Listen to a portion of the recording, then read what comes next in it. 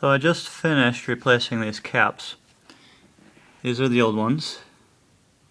These guys, they were 220 microfarad, 25 volts. I measured them on my multimeter, the capacitance. One of them was measuring at 40 microfarads, which is significantly less. That was the hot one. The one that was warm, or at least I think it was warm, was measuring at a little under 200. It was also a 220 microfarad cap.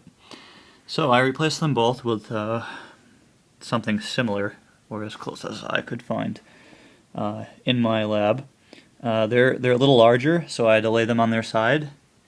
So they're kind of laying on their side, soldered in with the leads bent.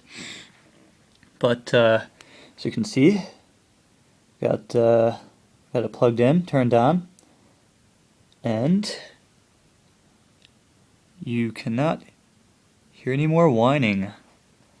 So that fixed it. Those two caps were bad, causing this whole thing to whine. Even though it was working, it probably would have failed shortly on, whenever, I don't know.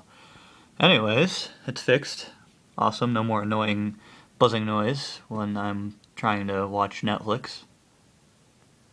And that's that.